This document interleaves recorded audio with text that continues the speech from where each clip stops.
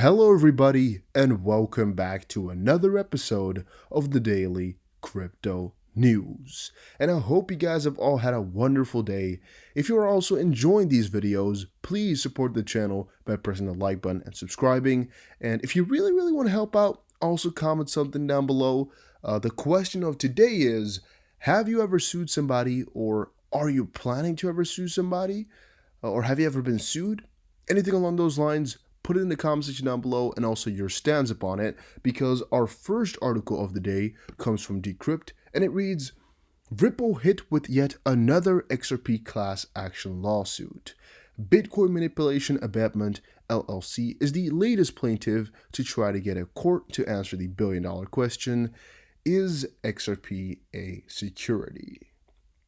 And oh my days, guys, has it been a good day for crypto news. I mean, I got a couple of really good bangers here sitting at the top, and it's actually a smaller video today because I think there's quite a lot of stuff to cover, but it's all important stuff, so I gotta think, I gotta prioritize, and it's difficult.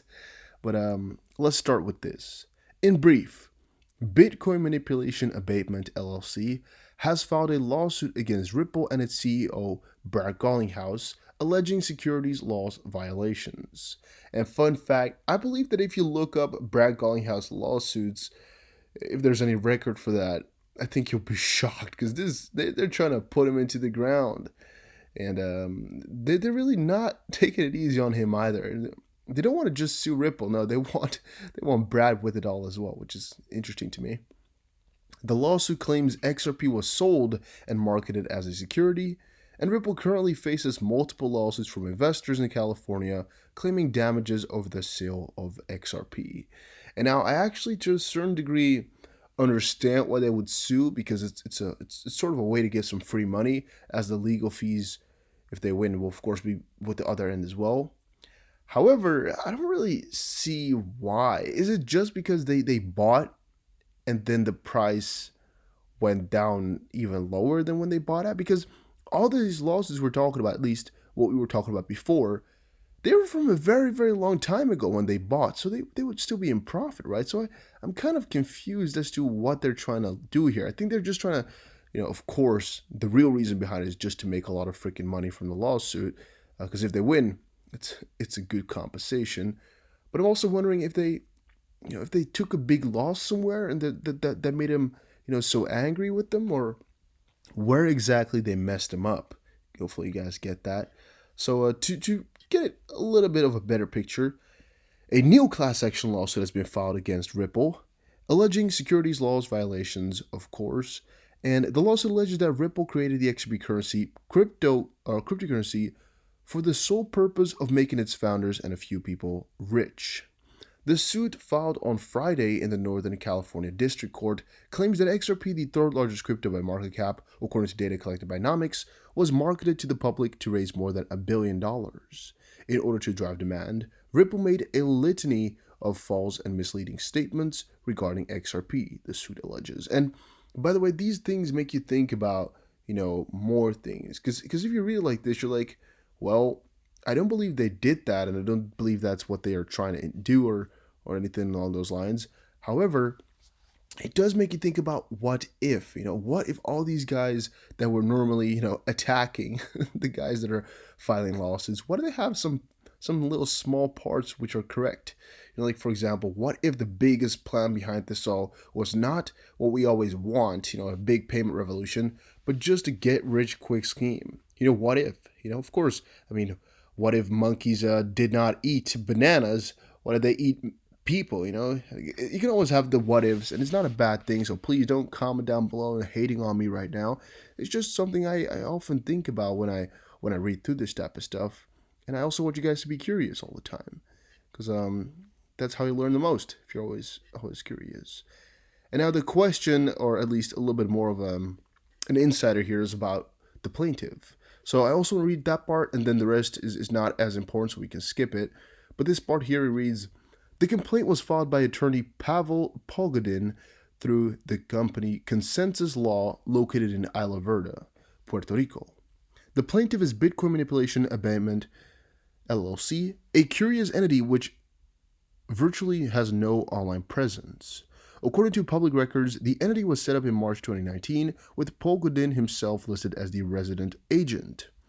To quote, "You do have to chuckle at the irony of the plaintiff that looks like it was created as a litigation vehicle making this charge," said Stephen Falley, a partner with the Anderson Kill law firm, tweeted earlier today.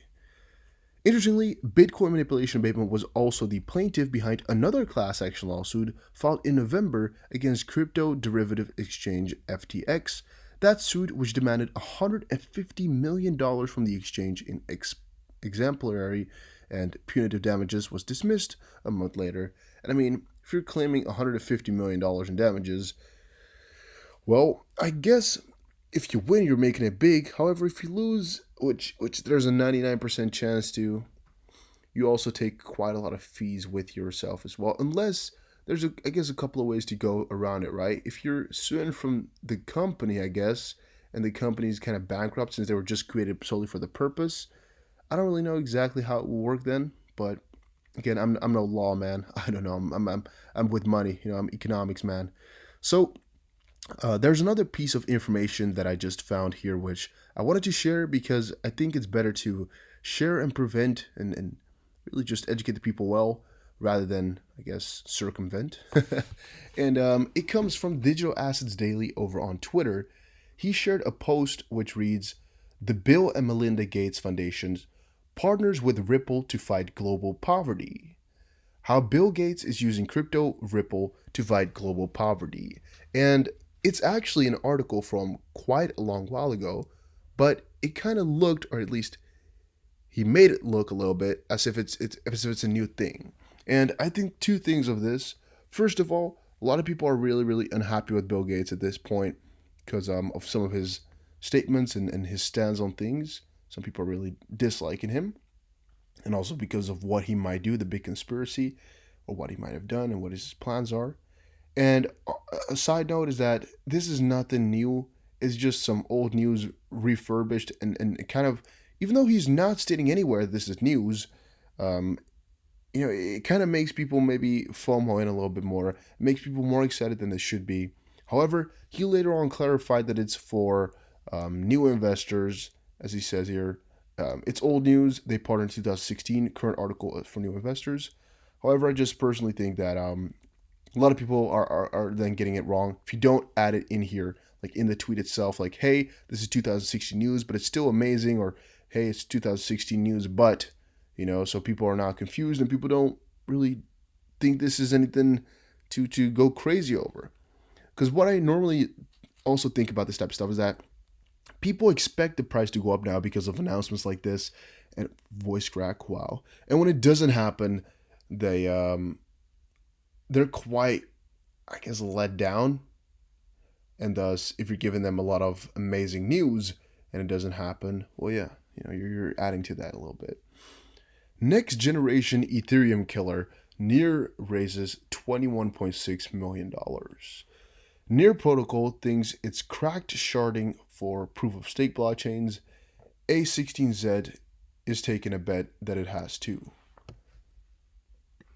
Very weird sentencing. Very weird. But in brief, Near Protocol announced it has raised $21.6 million in funding round led by A16Z. Near also launched a proof of authority version of its mainnet today as part of the phrased release, and the Vol blockchain aims to be a scalable network that allows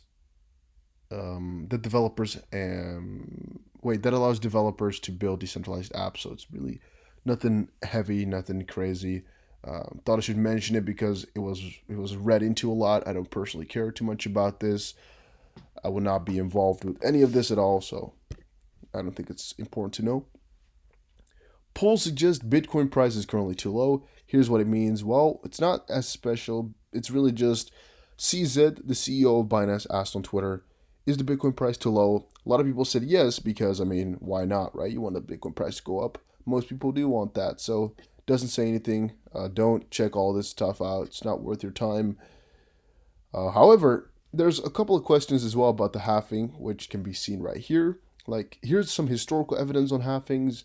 Some people are questioning as well what's going on because the hash rate has been doing a couple of things.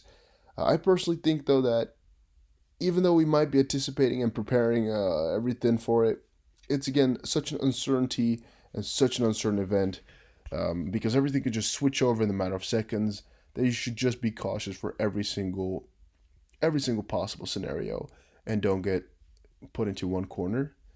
And here's the simple reason Bitcoin may not get to six-figure highs anytime soon. BS, it really can do it. There's no reason you can tell me it won't be able to do it.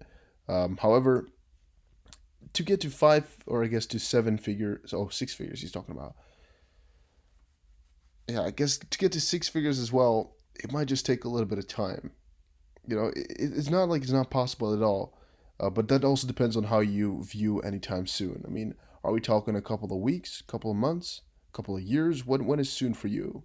But again, there's no holding it back. Bitcoin can definitely do it, no doubt in my mind. So I don't think that's worthy of mentioning or checking too far into either. But guys, that was a quick video on a couple of news bits and things. Another video coming out later today, I believe. I'm trying to see if I can still do it. I mean, it's already almost 3 o'clock, so I don't know in the night. But I'm going to try. And I'll see you guys again in another crypto video. Take care, everybody, and have a very, very nice day. Enjoy your week.